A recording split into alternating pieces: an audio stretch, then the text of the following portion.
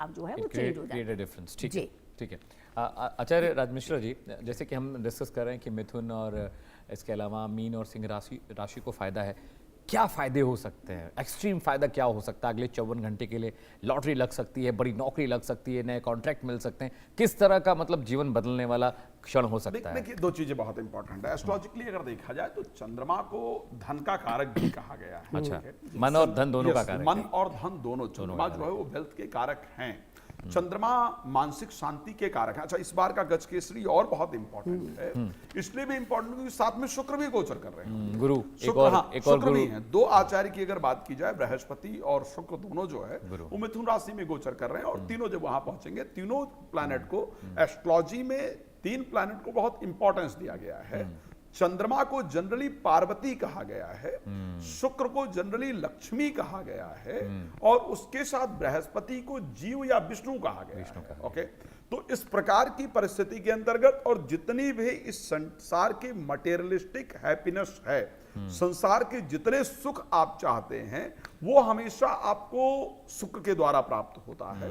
परलौकिक जो हैप्पीनेस है, जो आपको आध्यात्म की हैप्पीनेस चाहिए, मोक्ष इत्यादि की बात की जाती है, वो जाकर के बृहस्पति से प्राप्त होता है, गुरु देते हैं। तो क्योंकि जब इन तीनों प्लैनेट का कॉम्बिनेशन एक साथ बनेगा, तो मैं ये निश्चित कह सकता हूं, पक्का कह सकता हूं कि इस समय पर लिया गया डिसीजन किस प्रकार का, आध्यात्मिक, मतलब थोड़ा आध्यात्म में होकर के, थोड़ा ध्यान करके, थोड़ा समझ करके, थोड़ा बड़ों का रिस्पेक्ट करते हुए इस समय पर लिया गया डिसीजन आपके जीवन को बना देता है।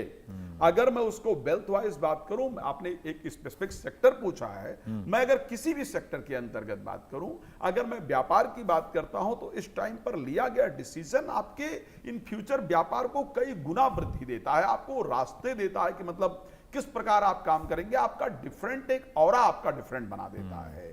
सो ऐसे कंडीशन के अंतर्गत मैं व्यापारिक दृष्टि से बात करूं तो यह परिस्थिति है। अब मैं अगर रिलेशनशिप को सुधारने की बात करूं, आज की सबसे बड़ी प्रॉब्लम जो है अगर देखा जाए तो रिलेशनशिप को लेकर के कंडीशंस बेटर नहीं है। हम लोग बहुत सारे लोगों को देखते हैं। सो ऐसे कंडीशन में जब आप रिलेशनशिप को बेटर करने जाते हैं, तो प्रॉब्लम को सॉल्व करने पर बात कैसे करनी है, काम कैसे करना है, सोचना, आपका मन एक्चुअल में शांत होता है।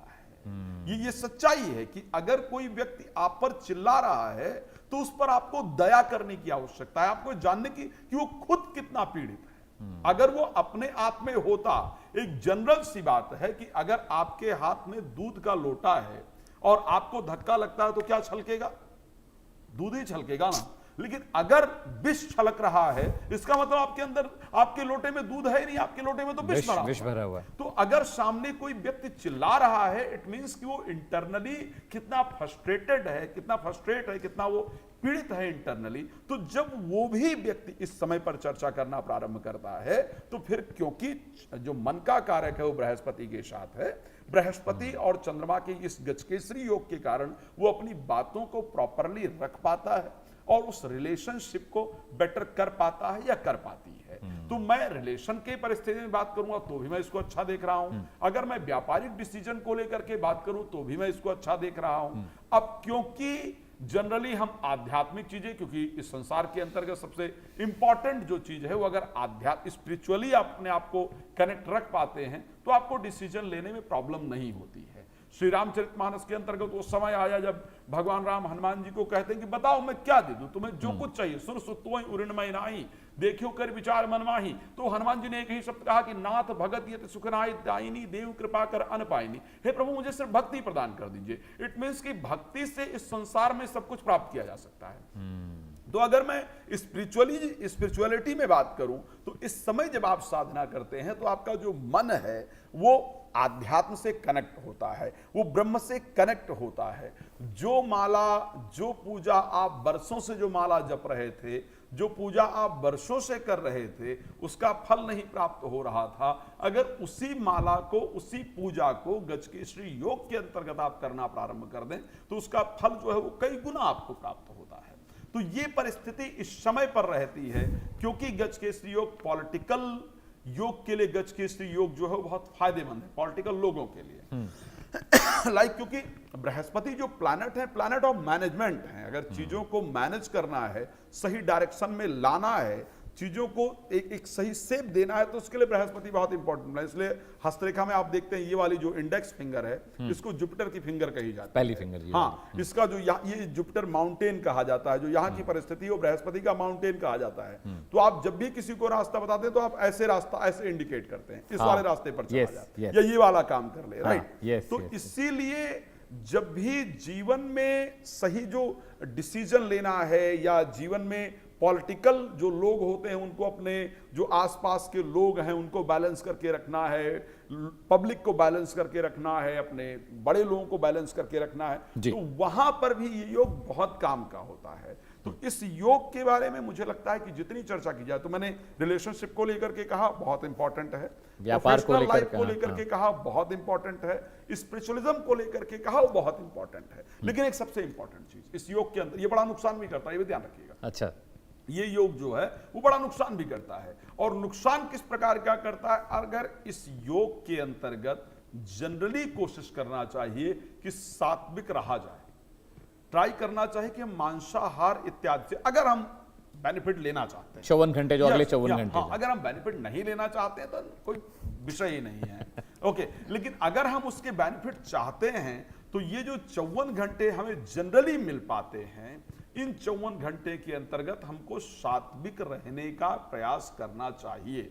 हमको नॉनवेज इत्यादि से अपने आप को अगर दूर मतलब स्पिरिचुअल रहिए, सात्विक रहिए, ईश्वर का मनन चिंतन करिए, तो वो आपकी आत्मा को जागृत कर देगा, आपकी आत्मा को स्ट्रांग और पावरफुल कर देगा, तो आप हर एक क्षेत्र में बेहतर डिसीजन ले पाएंगे। अमित जीतू जी, जैसे कि गजकेसरी योग कुछ लोग अपनी कुंडली में लेकर भी पैदा होते हैं, और ये गजकेसरी जो युति बन रही है चंद्रमा और गुरु की, ये एक अलग विषय है।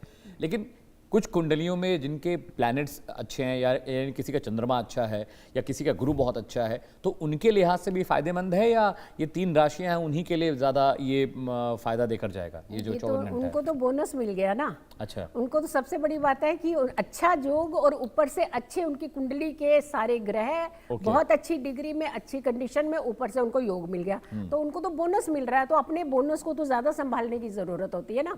और सबसे बड़ी बात है तो आज रात को किसी को नींद नहीं आने वाली, क्योंकि ये जो रात के 10 से 12 घंटे है जो आचार्य जी ने कहा कि ये होने वाला, ये होने वाला, ये मिलने वाला, तो लोगों ने पता चले कि रात को आज फोन नहीं चलाया किसी ने। पहले तो उन्होंने जल्दी से ये प्रोग्राम देख करके आसन लेकर के, मुझे लगता है माला जप ही रही होगी। रीजन क्या कि हर किसी को ना पैसा चाहिए, हर किसी को सुकून चाहिए, हर किसी को रिस्पेक्ट चाहिए।